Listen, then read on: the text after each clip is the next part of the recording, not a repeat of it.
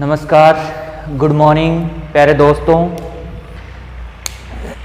आपका जो टॉपिक था वो मर्दा चल रहा था।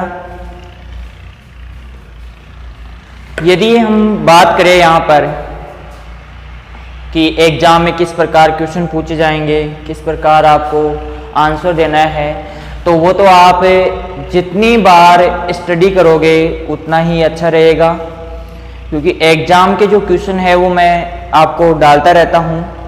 और इसके साथ ही जो एग्जाम का जो पैटर्न है उसका भी आपको पता चलता रहता है कि क्या पैटर्न रहेगा, किस प्रकार क्वेश्चन आएगा एग्जाम में और किस प्रकार आपको आंसर देना है।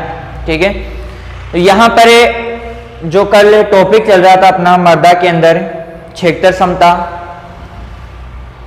मर्दा जल चल रहा था। और मर्दा जल 3 प्रकार के होते हैं, केशिका जल, आर्द्रताग्राही जल और कौन सा, स्वतंत्र या गुरुत्वीय जल। ठीक है, तो 3 प्रकार के जल होते हैं और उन जलों के बारे में मैंने बता दिया था। इसके बाद में आगे जो टॉपिक आता है वो है आपका क्षेत्र समता। क्षेत्र समता, अब देखो क्षेत्र समता किसे कहते हैं? Field capacity. क्या होती है? फील्ड कैपेसिटी होती है। तो क्षेत्र समता क्या होती है इसके बारे में हम जानकारी प्राप्त करते हैं यहाँ पर। तो देखो, किसी भी, जैसे मैंने कल एग्जाम्पल बताया था आपको कि एग्जाम्पल में मैंने बताया था कि जो रुई का पोहा है उसके ऊपर आपने क्या डाला? जल डाला।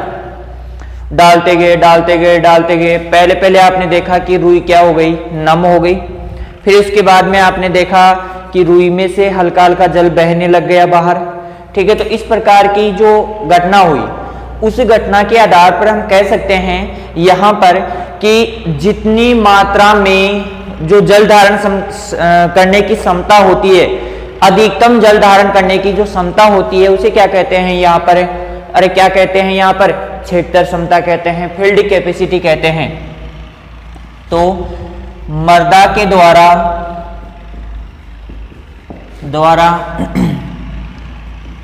अधिकतम जल धारण करने की क्षमता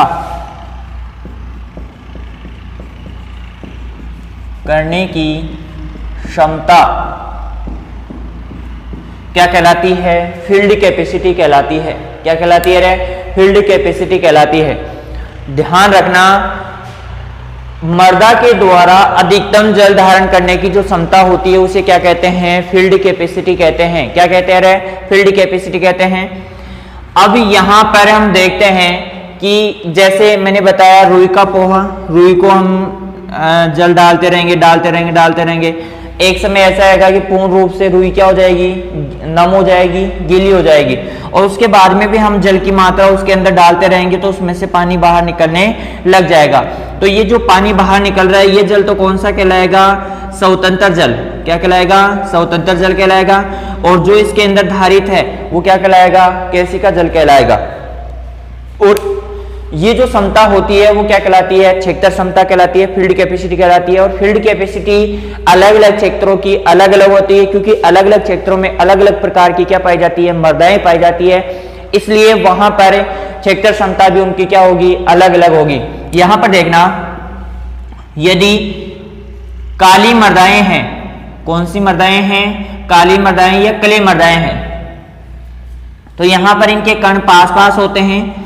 कण पास पास होते हैं तो इसमें छिद्रों की संख्या तो ज्यादा होती है। छिद्रों की संख्या ये मैंने पहले ही बता दिया कि छिद्रों की संख्या कितनी होती है। यहाँ पर क्ले मर्दाओं में छिद्रों की संख्या होती है 25 × 10⁶, मतलब 2.5 करोड़ जो है छिद्र पाए जाते हैं 1 वर्ग मीटर मर्दा में। ठीक है, तो यहाँ पर आपको यहाँ पर देखना है कि 25 × 10⁶, जबकि ब्लू मर्दाओं में क्या पाया जाता है? यहाँ पर 25,000 रंध्र पाए जाते हैं। कितने रंध्र पाए जाते हैं? 25,000 रंध्र। रंध्रों की संख्या हमने ज्ञात कर ली थी, यहाँ पे बता दिया था आपको। ठीक है, तो यहाँ पर देखो, तो यदि छोटे रंध्र होंगे तो उसमें से जल क्या होगा? धीरे धीरे अंदर जाएगा, धीरे धीरे अंदर जाएगा। इसमें कणों की मात्रा, कणों की संख्या क्या होगी? ज्यादा होगी। अब कणों की संख्या ज्यादा है तो इनके ऊपर सतही जो जल होगा वो क्षेत्रफल होगा वो बढ़ेगा, और सतह के ऊपर जल ज्यादा चिपकेगा। और इसके साथ ही यहाँ पर रंध्रों की संख्या ज्यादा है लेकिन छोटे हैं, और छोटे रंध्रों में से जल क्या होता है, धीरे धीरे रिस रिस कर नीचे जाता है। क्या होता है रे, नीचे जाता है। तो यहाँ पर ध्यान रखना है आपको कि क्ले मृदाओं की जल धारण क्षमता ज्यादा होती है, जबकि ब्लू या दोमट मृदाएं होती है उनकी जल धारण क्षमता क्ले मृदाओं की अपेक्षा क्या होती है, कम होती है। क्लियर है। इसके बाद में अगला टॉपिक आता है आपका प्राप्य जल। प्राप्य जल ऐसा जल जो पौधों को प्राप्त होता है, जो क्या होता है, पौधों को प्राप्त होता है। प्राप्य जल क्या होता है, पौधों को प्राप्त होता है।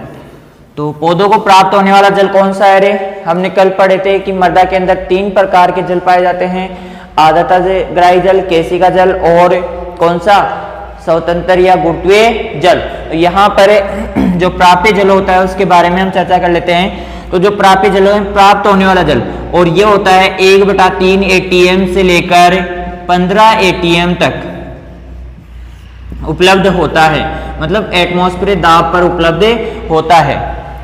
क्लियर है। तो ये जो प्राप्य जल होता है वो कौन सा होता है कि ये जो पौधों को आसानी से प्राप्त हो जाए। देखो, एक तो होता है कि आपको आसानी से हर चीज मिल जाती है, तो वो तो कौन सा हो गया, प्राप्य अवस्था हो गई। कौन सी अवस्था हो गई, प्राप्य। और यदि आपको, जैसे मान लो आप जेट की तैयारी कर रहे हो और इसके लिए आपको क्या करना पड़े, संघर्ष करना पड़े। संघर्ष करना पड़े मतलब आपको क्या करना पड़े, 5-6 बार एग्जाम दो और उसके बाद में आप पास होकर आप जेट प्राप्त करो, मतलब यूनिवर्सिटी प्राप्त करते हो। तो वहां पर आपको क्या होगा कि थोड़ा संघर्ष करना पड़ा, तो आपको क्या करनी पड़ी, लड़ाई करनी पड़ी, और लड़ाई करने के लिए आपको क्या करना पड़ा, वहां पर थोड़ी सी ताकत लगानी पड़ी। ये तो हो गई कौन सी अवस्था, जो प्राप्य नहीं है, मतलब प्राप्य तो है लेकिन थोड़ी कठिनाइयों का सामना करना पड़ा। और यहां पर क्या है कि इसमें किसी प्रकार की कोई कठिनाई नहीं होती है, आसानी से पौधे जल ग्रहण कर लेते हैं। तो ये प्राप्य जल होता है। अब मैंने आपको बताया था कि केशिका जल होता है 1/3 ATM से लेकर 31 एटमॉस्फेरिक प्रेशर के मध्य क्या होता है, उपलब्ध होता है। तो ये जल क्या है, जल क्या है, पौधों को प्राप्त है, प्राप्य जल कह सकते हो इसको। और प्राप्य जल है तो यहां पर आप देखते हो कि इतनी मात्रा में, आप कह रहे हो कि प्राप्य जल तो इतना ही होता है, तो यहां पर ये तो सुगमता से प्राप्त हो जाता है, लेकिन ये जो आगे का जो दाब है, इस दाब पर क्या करना पड़ता है, पौधों को थोड़ा सा संघर्ष करना पड़ता है। ठीक है। तो यहां पर ये हो गया प्राप्य जल किसे कहते हैं, जो आसानी से प्राप्त हो जाता है। और ये कितने एटमॉस्फेयर प्रेशर के ऊपर उपलब्ध होता है, 1/3 ATM से लेकर 31 ATM 76 तक ये क्या होता है, यहाँ पर उपलब्ध होता है। अब इसके बाद में जो अगला टॉपिक है आपका वो है मृदा उर्वरता एवं उत्पादकता। अगला टॉपिक लगा लीजिए आप, मृदा उर्वरता एवं उत्पादकता।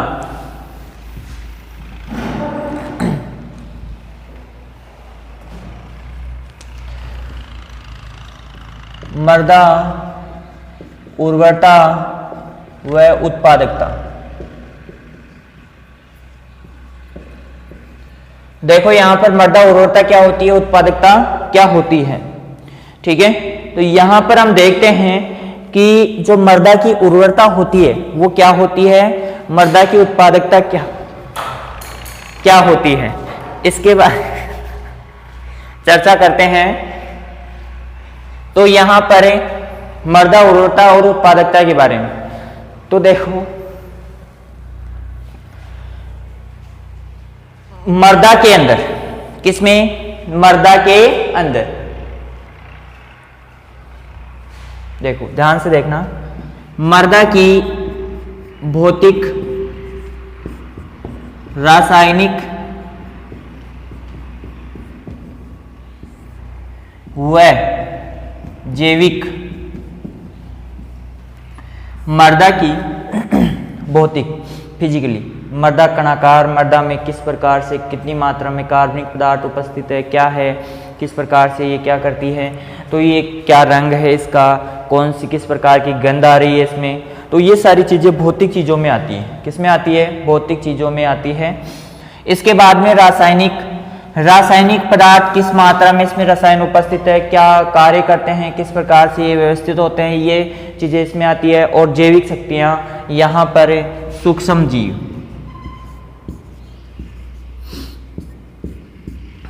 ठीक है, तो यहां पर भौतिक, रासायनिक और जैविक शक्तियों के योग को क्या कहते हैं? मृदा उर्वरता कहते हैं। क्या कहते हैं रे? मृदा उर्वरता कहते हैं। क्या कहते हैं? मृदा उर्वरता कहते हैं। यहाँ पर भौतिक, रासायनिक और जैविक शक्तियों के योग को क्या कहते हैं? मृदा उर्वरता कहते हैं। और जो मृदा उर्वरता होती है, इसकी जांच हम प्रयोगशाला में कर सकते हैं। ये क्वेश्चन पूछा जा चुका है। जांच लिखना है, जांच नहीं लिखना है। जांच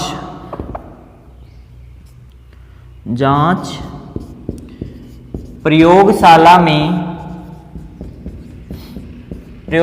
में की जाती है।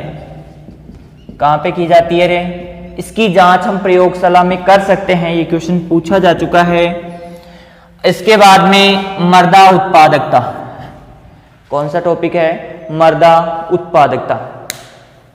यदि हम बात करें यहां पर कि मृदा जो उत्पादकता है वो किसे कहते हैं?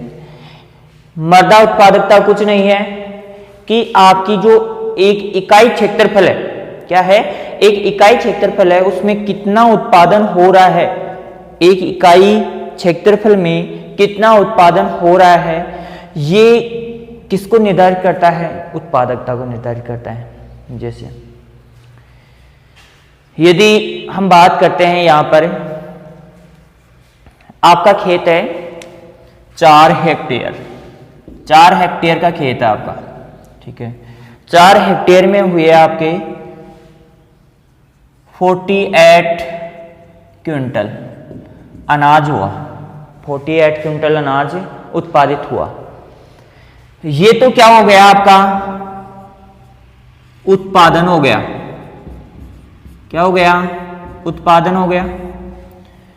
यदि हम यहीं पर देखें आपको कि उत्पादन कितना हुआ है? 48 क्विंटल। यदि मैं इसकी उत्पादकता की बात करूं तो उत्पादकता कैसे निकालते हैं? 48 क्विंटल कितने हेक्टेयर में? 4 में, तो 12 क्विंटल पर हेक्टेयर उत्पादकता हुई है।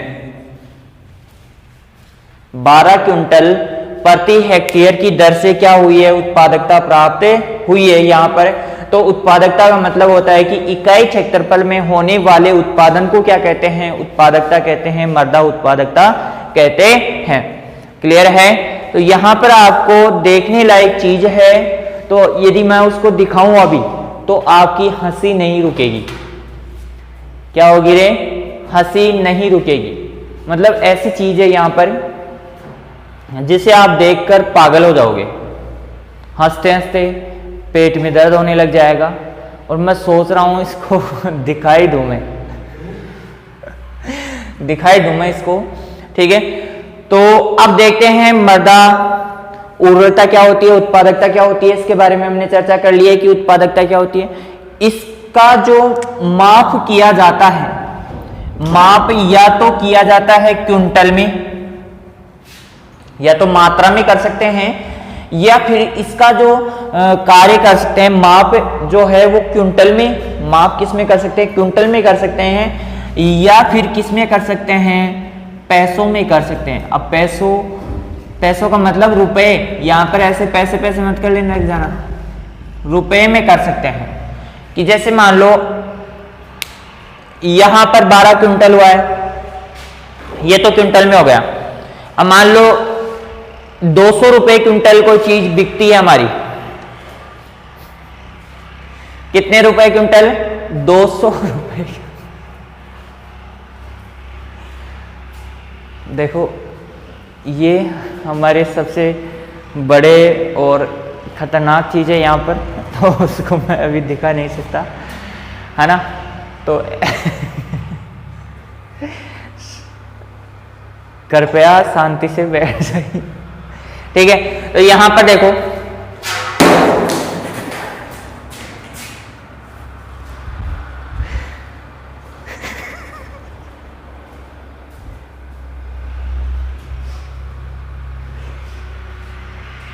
सॉरी, किसी चीज की लग जाती है अभी।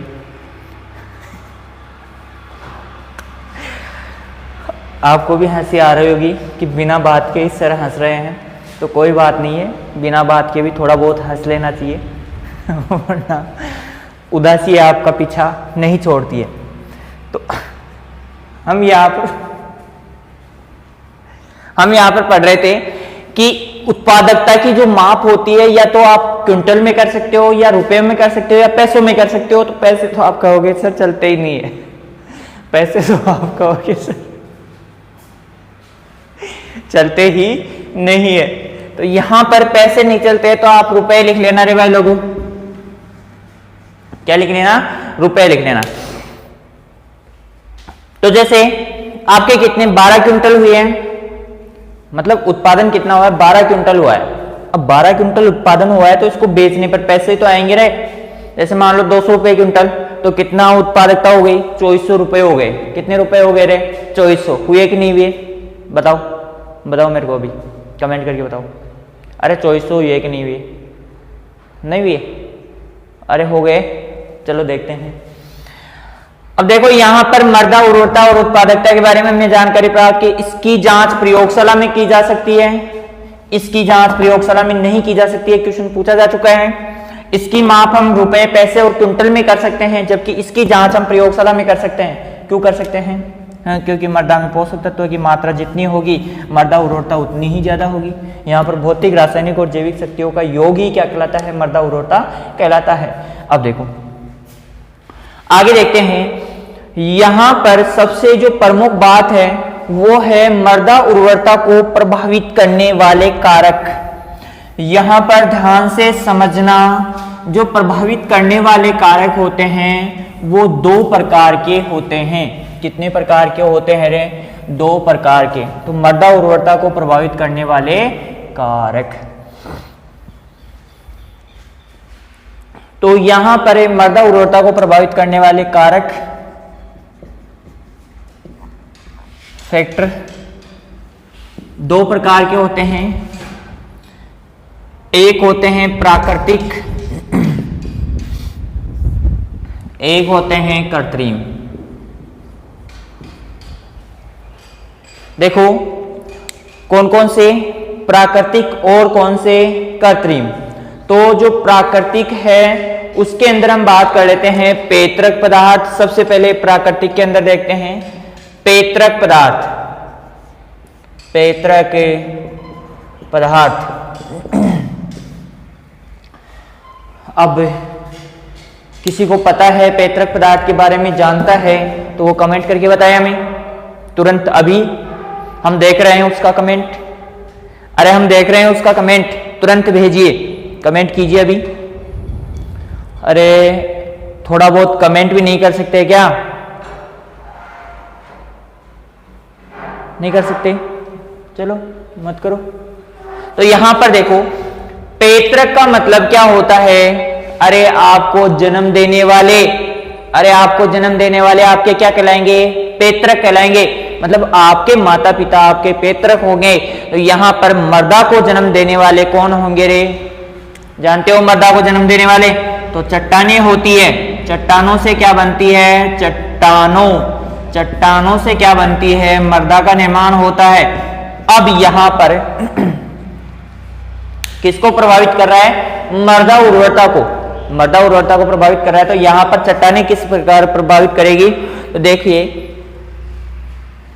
चट्टानें हैं वो जितने पोषक तत्व युक्त होती है, मृदा भी उनसे बनने वाली मृदा भी क्या होगी? उतनी ही पोषक तत्व युक्त होगी। तो अब पेत्रक को आप भूलोगे नहीं। तो पेत्रक का मतलब आपको जन्म देने वाले, तो मृदा को जन्म देने वाले चट्टानें, और चट्टानें में जितने पोषक तत्व होंगे उतनी ही मृदा में होंगे। तो इसका मतलब हुआ कि चट्टानें जो होती है या पेत्रक पदार्थ जो होते हैं वो सबसे ज्यादा मृदा उर्वरता को प्रभावित करते हैं। क्लियर है? समझ में आया कि नहीं आया? अरे समझ में आया कि नहीं आया? यहाँ पर मैं कुछ लिखाऊंगा नहीं इसमें, और आप चाहे तो नोट्स बना सकते हो इसके अंदर, क्योंकि ये बहुत इंपॉर्टेंट नहीं है इतना। और आपको बस कारकों के ऊपर ध्यान रखना है कि कारक कौन कौन से हैं। यदि आप फिर भी लिखना चाहते हो तो आप लिख सकते हो। ठीक है। दूसरा कारक है स्थलाकृति। स्थलाकृति अब स्थलाकृति है तो स्थलाकृति क्या होती है? स्थल की आकृति। जैसे आपने देखा होगा कि आपका खेत होता है एक ऐसे, एक नीचे, फिर एक ऊपर, एक नीचे, तो होता है। कहीं पर आपने देखा होगा कि आपका पूरा खेत समतल, कहीं पर आपने देखा होगा खेत ऊपर नीचे, ऊपर नीचे, नीचे ऊपर, नीचे ऊपर, ऊपर नीचे, ऊपर नीचे, ऐसे चलता है। अरे होता है कि नहीं होता है? ठीक है, तो यहां पर आपका जो खेत है, यदि समतल खेत है तो उसकी मृदा उर्वरता ज्यादा होगी, मृदा उर्वरता ज्यादा होगी। और यदि यहाँ पर उबड़ खाबड़ खेत है तो उसमें मृदा उर्वरता क्या होगी रे? कम होगी। क्या होगी? कम होगी। तो यहाँ पर मृदा उर्वरता क्या होगी? कम होगी। क्यों? क्योंकि इस सेक्टर के जितने भी पोषक तत्व होंगे वो वायु और जल के द्वारा मृदा के अपरदन के साथ यहाँ पर नीचे वाले क्षेत्रों में जाकर एकत्रित हो जाएंगे और यहाँ पर पोषक तत्वों की मात्रा कम होती जाएगी। मतलब ऊपर वाला जो खेत है उसमें पोषक तत्वों की मात्रा कम होती जाएगी और नीचे वाले में पोषक तत्वों की, लवणों की, अम्लों की मात्रा लगातार बढ़ती जाएगी, इंप्रूव होती जाएगी और उस खेत का क्या हो जाएगा? ढांचा ही खराब हो जाएगा। अब ढांचा खराब होना तो आप जानते हो कैसे होता है ढांचा खराब। ठीक है, तो ढांचे के बारे में तो आप जानते हो।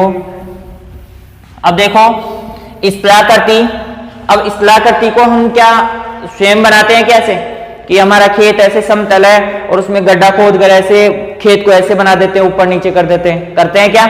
नहीं करते हैं, ऐसा कभी भी नहीं करते हैं। हम यदि उबड़ खाबड़ है तो उसको समतल कर सकते हैं, अन्यथा हम समतल को उबड़ खाबड़ नहीं बनाते हैं। ठीक है, तो ये प्राकृतिक कारक है। कौन सा कारक है? प्राकृतिक।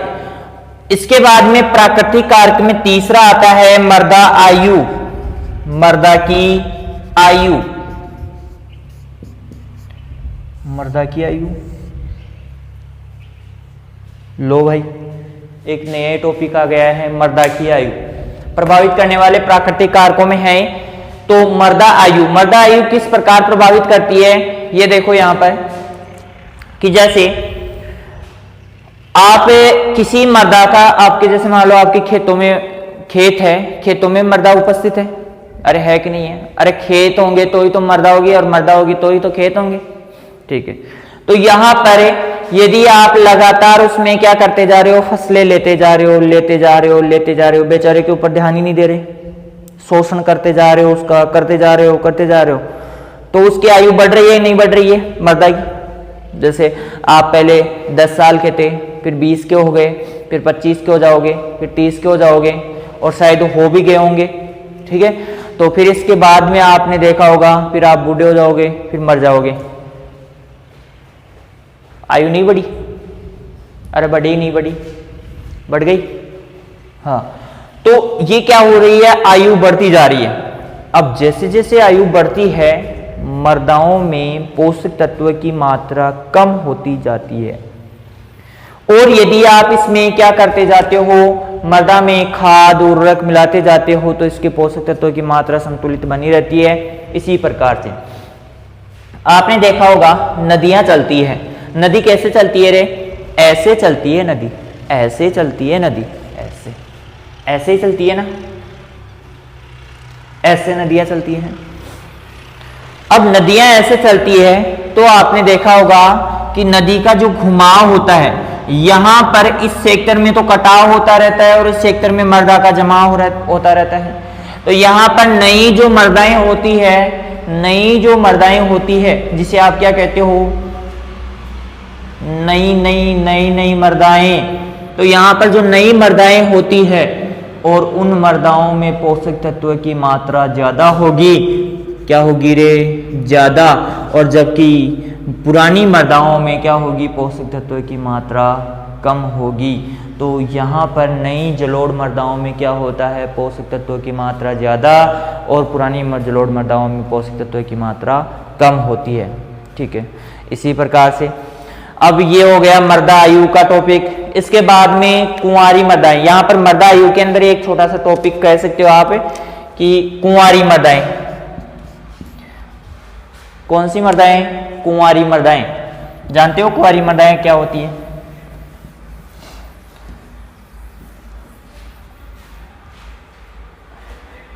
कुंवारी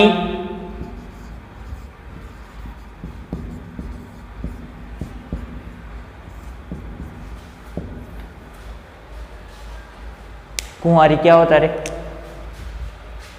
मर्दा तो लगाया ही नहीं, कुंवारी लिख दिया मैंने।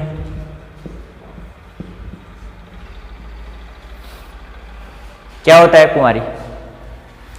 तो कमेंट करके बताओ मेरे को, कुंवारी क्या होता है? अरे बताओ जल्दी से, कमेंट करके बताओ मेरे को। कुंवारी मर्दाएं वे मर्दाएं होती है, देखो इस शब्द के बारे में मैं अभी आप कमेंट करोगे तभी इसके बारे में बताऊंगा, समझ रहे हो ना चीज? तो यहां पर कुंवारी मर्दाओं के बारे में मैं तभी बताऊंगा आपको जब आप मेरे को कमेंट करोगे कुंवारी के बारे में, है ना? मर्दाओं के बारे में तो मैं बता ही रहा हूं आपको। यहां पर ध्यान रखना कि कार्बन की मात्रा, कार्बन की मात्रा यदि मर्दाओं में 23% से अधिक है, 23% से क्या है? अधिक, तो ऐसी मर्दाएं क्या कहलाती है? कुंवारी मर्दाएं कहलाती है। क्या कहलाती है रे? कुंवारी मर्दाएं कहलाती है। क्या कहलाती है? कुंवारी मर्दाएं कहलाती हैं। कौन सी मर्दाएं कहलाती है? कुंवारी मर्दाएं कहलाती है। ठीक है, इसके बाद में अगला जो टॉपिक है वो चौथा नंबर का, इसको ऐसे लगाओ, चौथा नंबर। अगला जो टॉपिक है कौन सा? देखो, पैतृक पदार्थ हो गया, स्थलाकृति हो गया, मर्दा आयु हो गया और जलवायु।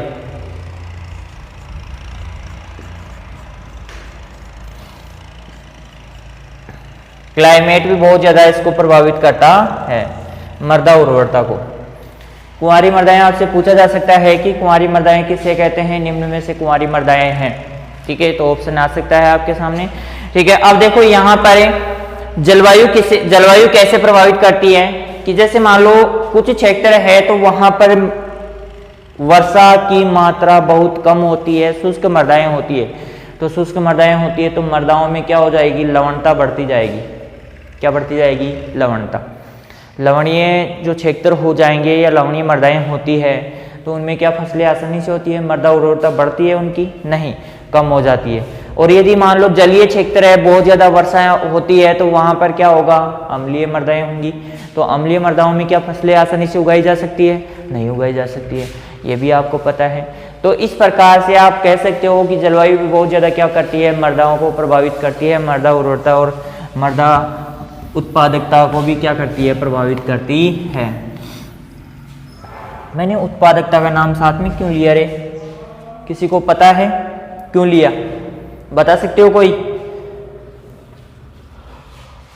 अगला टॉपिक है मर्दा प्रोफाइल की गहराई। कौन सी राई रे? अरे कौन सी राई? गहराई। यहां पर देखो कि मर्दा प्रोफाइल किसे कहते हैं। सबसे पहले तो ये चीज देखनी है आपको, प्रोफाइल। अब जैसे ये खेत है आपका, इस खेत में यहां से हम क्या करते हैं? गड्ढा खोदते हैं। इस प्रकार से हमने क्या कर दिया? गड्ढा खोद दिया। ये गड्ढा खोद दिया, जैसे मान लो 1 फीट गहरा गड्ढा खोद दिया आपने। अब यहां से लेकर यहां तक की जो ये खड़ी कटान है, ये जो दिख रहा है, ये क्या कहलाता है? मर्दा प्रोफाइल कहलाता है। क्या कहलाता है? मर्दा प्रोफाइल। इसको कहेंगे कैसे? मर्दा की खड़ी कटान को क्या कहते हैं? मर्दा प्रोफाइल कहते हैं। क्या कहते हैं रे? मर्दा प्रोफाइल कहते हैं। तो यहां पर यदि आप मर्दा प्रोफाइल की परिभाषा लिखना चाहे तो लिख सकते हो। अब मान लो, जैसे मान लो ये 1 फीट गहरी है, तो ऐसे मान लो यहीं पर जैसे मान लो 10 सेंटीमीटर के नीचे पथरीली जमीन आ जाए तो आप फसलें बोओगे तो क्या ये फसलें हो जाएगी? नहीं। मर्दा प्रोफाइल की गहराई जितनी ज्यादा अधिक होगी फसलें वहां पर, या उसकी मर्दा उर्वरता बहुत ज्यादा होती है, अधिक उतनी ही अधिक होती है। मतलब मर्दा प्रोफाइल की गहराई बढ़ने के साथ ही मर्दा उर्वरता भी बढ़ती जाती है, पोषक तत्वों की मात्रा भी उसमें बढ़ती जाती है। मर्दा प्रोफाइल की गहराई। इसके बाद में अगला टॉपिक है मर्दा की भौतिक दशा। छठा कौन सा टॉपिक है? छठा टॉपिक है कि मर्दा मर्दा की भौतिक दशा।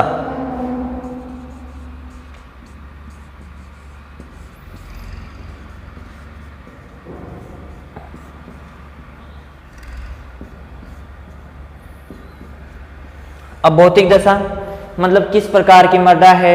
यदि मान लो ब्लूई मर्दाएं हैं या भूरी मर्दाएं हैं, काली मर्दाएं हैं, तो काली मर्दाओं में क्या विशेषता पाई जाएगी। भौतिक दशा तो यही होती है ना, भौतिक चीजें। इसके कणाकार कैसे हैं, ब्लूई है या दोमट है, या ब्लूई दोमट है, या फिर कौन सी है, क्ले मर्दाएं हैं या काली मर्दाएं हैं, लाल रेतीली मर्दाएं हैं, किस प्रकार की मर्दाएं हैं। तो ये भौतिक जो दशा है वो भी सबसे ज्यादा प्रभावित करती है। यदि हम देखें कि जो ब्लूई मर्दाएं होती है उनमें क्या होता है, ब्लूई जो मर्दाएं होती है उनमें क्या होता है कि पोषक तत्व की मात्रा, जल धारण क्षमता ये कम होती है, जबकि क्ले मर्दाओं में पोषक तत्वों की मात्रा, जल धारण क्षमता क्या होती है, बहुत ज्यादा होती है। और इसी प्रकार से हम काली मर्दाओं की बात करें तो काली मर्दाओं में भी क्या होती है, पोषक तत्वों की मात्रा अधिक होती है, जल धारण क्षमता क्या होती है, अधिक होती है, और मर्दा उर्वरता भी क्या होगी, ज्यादा होगी। क्लियर है। तो इस प्रकार से आपको ध्यान रखना है कि मर्दा की भौतिक दशा भी क्या करती है, इसको प्रभावित करती है। ठीक है। अब अगला पॉइंट आता है, वो बहुत ही शानदार पॉइंट है। देखो यहाँ पर आ जाएगा, शायद आ जाएगा। यहाँ पर देखते हैं 7वां पॉइंट है मर्दा अपर्दन।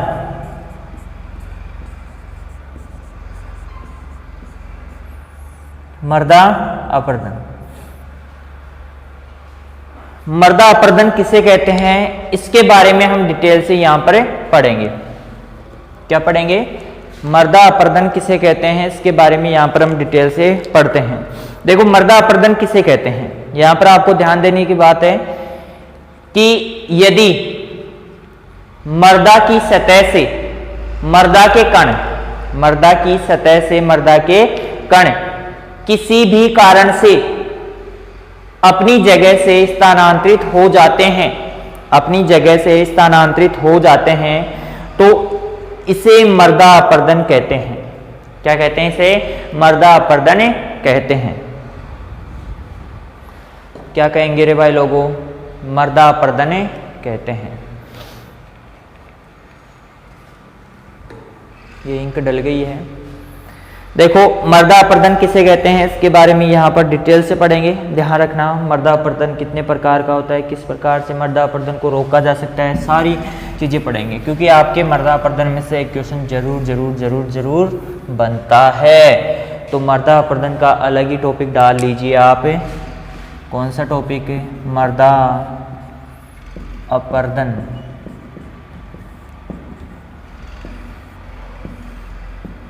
देखो मर्दा का अपनी सतह से या अपने स्थान से किसी भी कारणवश हटना क्या कहलाता है, मर्दा अपर्दन कहलाता है। मर्दा अपर्दन के दो मुख्य कारक होते हैं, दो मुख्य कारक होते हैं। कौन कौन से, एक होता है जल और एक होता है वायु। एक होता है जल और एक क्या होता है, वायु। यदि जल के द्वारा मर्दा अपनी सतह से हटकर दूसरे स्थानों पर स्थानांतरित हो रही है तो वो क्या कहलाएगा, जल अपर्दन कहलाएगा।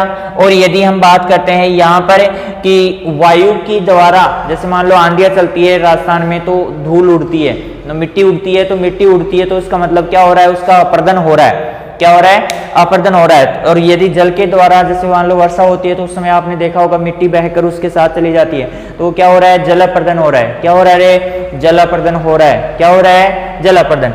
तो यहाँ पर एक तो होता है जल अपर्दन होता है, एक क्या होता है, वायु अपर्दन होता है। क्लियर है। फिर इसके बाद में हम देखते हैं जल अपर्दन और वायु अपर्दन अलग अलग प्रकार के होते हैं। ठीक है, तो यहाँ पर हम पढ़ लेते हैं इसको। ये तो आपने लिख लिया होगा, यहाँ पर मैं हटा देता हूँ थोड़ा सा। ठीक है, अब सबसे पहले हम पढ़ते हैं जल अपर्दन। क्या पढ़ते हैं, जल अपर्दन पढ़ते हैं।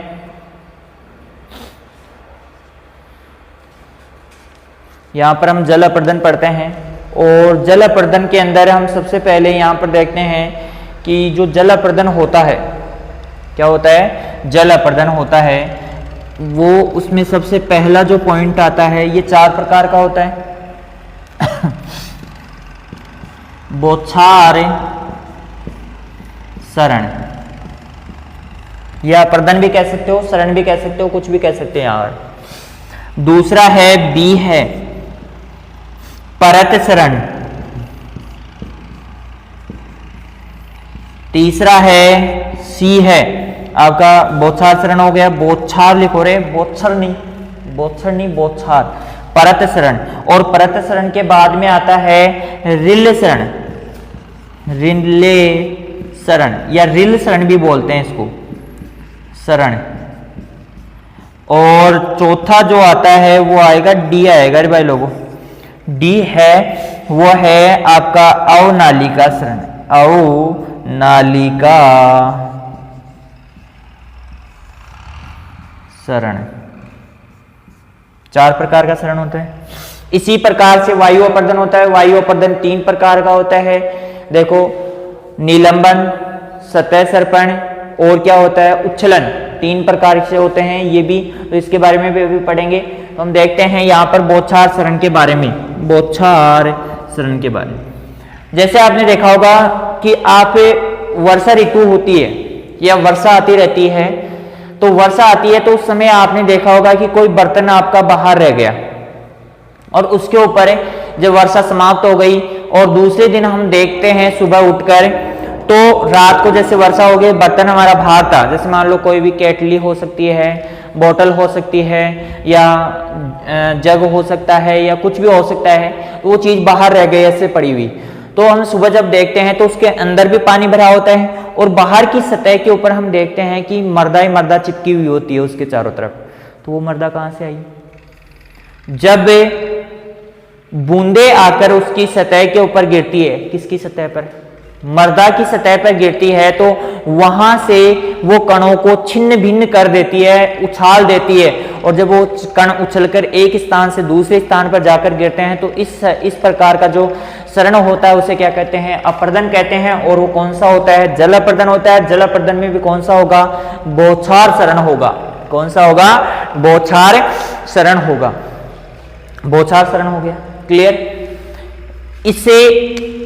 इससे किसी प्रकार की कोई हानि नहीं होती है, हानि अभी तक देखने को नहीं मिली है इससे, बौछार सरण से, क्योंकि जितने कण उछलकर यहां से इधर गिरते हैं उतने कण वापस से उछलकर इधर गिर जाते हैं, तो कोई बिल्कुल भी प्रभाव नहीं पड़ता है मर्दा के ऊपर, किसी प्रकार की कोई समस्या उत्पन्न नहीं होती है। किसमें? बौछार सरण में। किसमें रे? बौछार सरण में। फिर आता है परत सरण।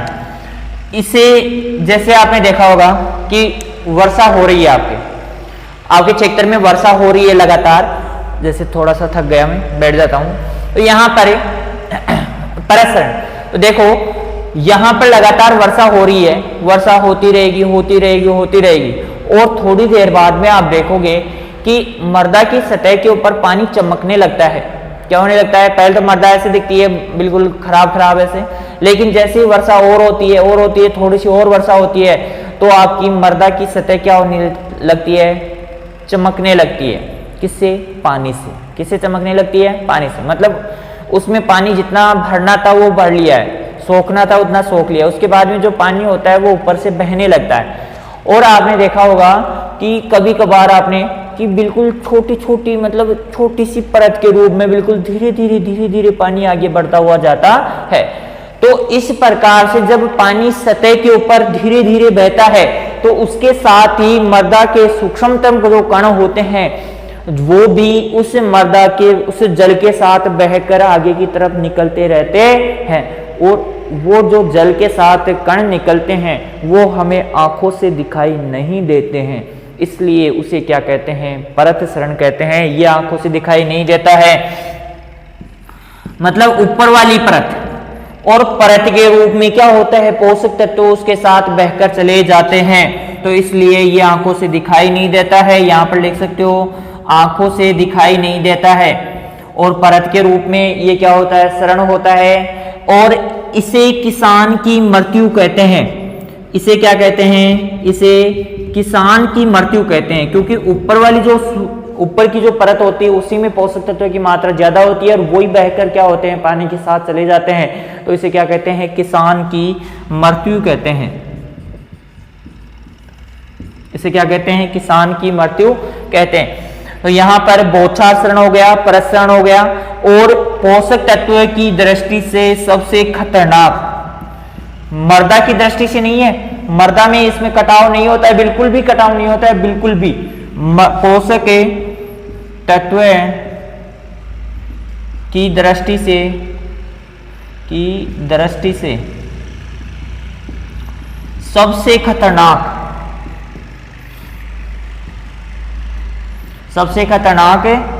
शरण कौन सा रे? परत शरण। कौन सा शरण? परत शरण। कौन सा? परत शरण। अब यहां पर आपने पढ़ा बौछार शरण, परत शरण, और जो प्रसरण होता है ये बहुत ही खतरनाक होता है, बहुत सूक्ष्म होता है, लेकिन इसे किसान की मृत्यु भी कहा जा सकता है। इसके बाद में रिल शरण या रिले शरण, रिल शरण भी कह सकते हो या रिले शरण भी कह सकते हो, कोई दिक्कत वाली बात नहीं, इसको या लगाकर रिल भी कह लो, रिल शरण भी कह सकते हो, ठीक है।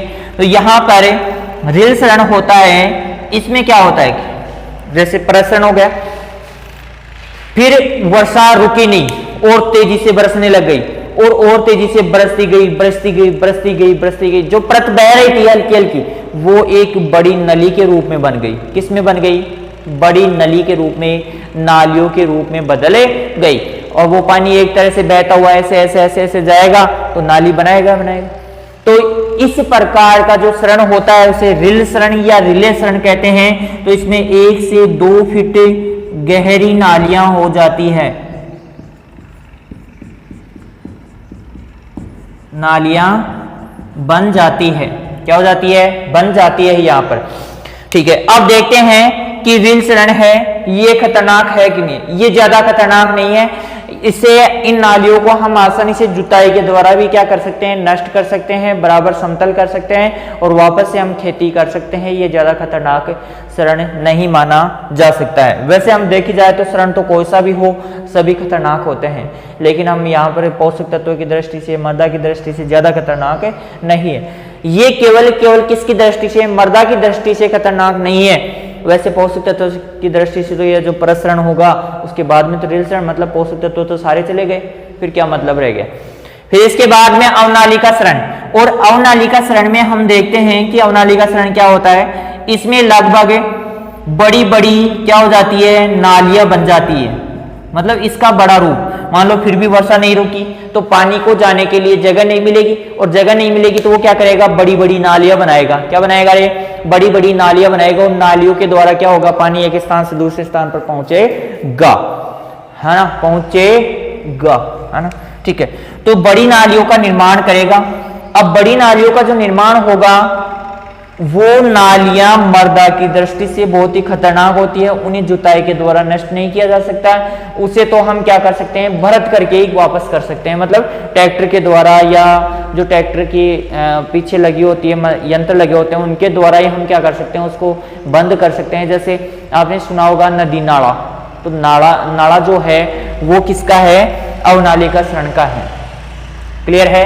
नदी के आसपास में देखना, नदी बहती हुई जा रही है जैसे मान लो, तो नदी के चारों तरफ से, दोनों तरफ से क्या होता है कि इस प्रकार से बड़ी बड़ी नदियां, छोटी नदियां, मतलब बड़े बड़े नाले क्या होते हैं उसमें आकर गिरते हैं, तो वो जो क्षेत्र होता है उस प्रकार का, उसे क्या कहते हैं? अवनालिका शरण कहते हैं।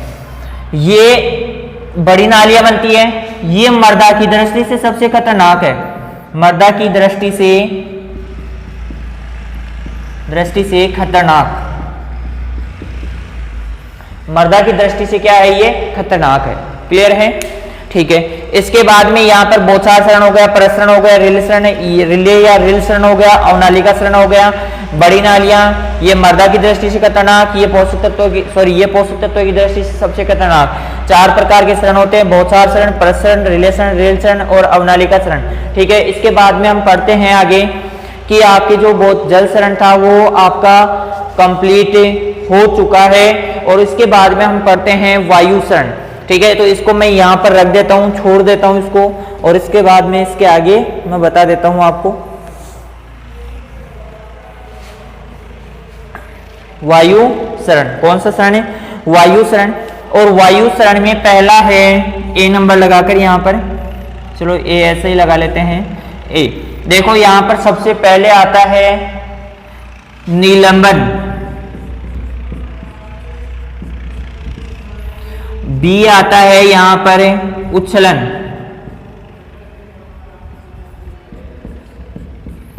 और सी आता है यहां पर सतह सर्पण।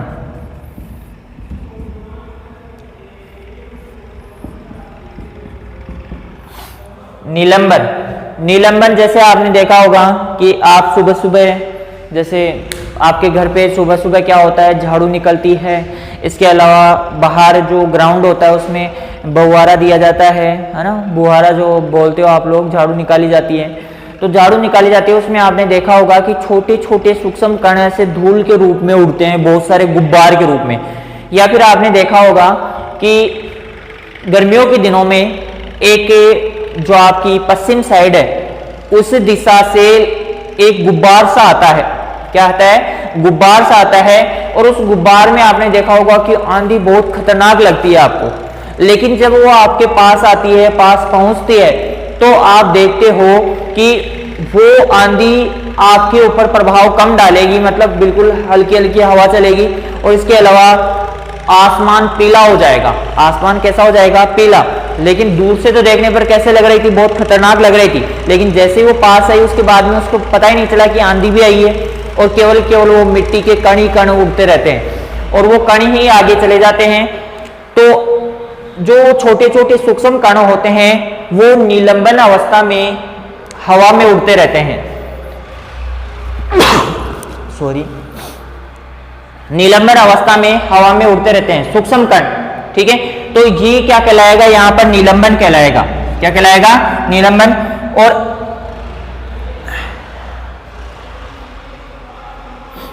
सॉरी, ये एलर्जी के कारण थोड़ा सा दिक्कत हो रही है, एक मिनट।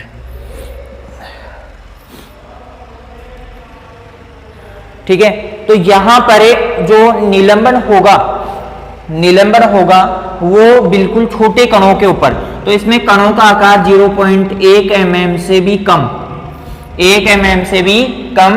और यहां पर इसके द्वारा जो निलंबन के द्वारा मृदा की हानि होगी वो लगभग होगी 20%। कितनी होगी, 20% हानि होगी। क्लियर है। इसके बाद में उच्छलन, उच्छलन जो है वो है, जैसे मान लो इससे थोड़े भारी कण, निलंबन से भारी लेकिन सतह सर्पण से थोड़े हल्के कण होते हैं। तो वो कण जैसे मान लो यहाँ पर 0.1 से लेकर 0.5 mm तक के कण, ये कण होते हैं। ये क्या होते हैं, जैसे मेंढक चलता है, मेंढक फुदगू फुदगू फुदगू ऐसे करके, तो आपने देखा होगा मेंढक जैसे चलता है वैसे ही यहाँ पर ये कण उछल उछल कर, मतलब यहां से उछल गए, थोड़ी सी आगे जाकर गिर गए, फिर यहां से उछले, थोड़े आगे जाकर गिर गए। मतलब हवा का वेग इतना होता है कि उसको उठा तो लेती है, लेकिन थोड़ी देर बाद में हवा में रोक पाती है, और उसके बाद में वापस से वो कण क्या होते हैं, गिर जाते हैं। ये हजारों किलोमीटर की दूरी तय करते हैं। निलंबन वाले कण क्या होते हैं, कण होते हैं वो हजारों किलोमीटर दूरी तय करते हैं। कितने किलोमीटर दूरी तय करते हैं, हजारों किलोमीटर दूरी तय करते हैं। और यहां पर ये 20% होता है मृदा में। और इसके अलावा इसके बाद में हम देखते हैं उच्छलन। उच्छलन जो होता है उसमें देखते हैं कि यहाँ पर 0.1 से 0.5 mm इनके कणों का आकार होता है। वे कण क्या होते हैं, उछल उछल कर, उछल उछल कर, उछल उछल कर, क्या होते हैं, उछल उछल कर, उछल उछल कर एक स्थान से दूसरे स्थान पर स्थानांतरित होते रहते हैं। और इसके द्वारा लगभग 70 से 75% क्या होता है, मृदा की हानि होती है। मृदा की हानि होती है, या निलंबन की क्रिया होती है, या अपर्दन की क्रिया होती है। सरण की क्रिया होती है या अपर्दन की क्रिया होती है। सतह सर्पण, अब ऐसे कण जो इनसे भी भारी हो, मतलब यहां पर कह सकते हो आप 0.5% से भी क्या हो, mm से भी क्या हो, भारी। तो इस प्रकार के जो बड़े कण होंगे वो हवा के द्वारा उठाए नहीं जा सकते, और वो हवा के वेग के कारण लुढ़क लुढ़क लुढ़क लुढ़क, गोल गोल, राउंडिंग राउंडिंग राउंडिंग राउंडिंग एक स्थान से दूसरे स्थान पर पहुंचे जाते हैं। तो इस प्रकार के जो कण होते हैं सतह सर्पण 0.5 mm आकार से अधिक होते हैं, वे कण मृदा की सतह पर रेंगते हुए चलते हैं। और इसके द्वारा जो हानि होती है, देखो यहाँ पर निलंबन के द्वारा लगभग 20% होती है, उच्छलन के द्वारा लगभग 70 से 75% होती है। इनके कणों का आकार आपको बता ही दिया मैंने।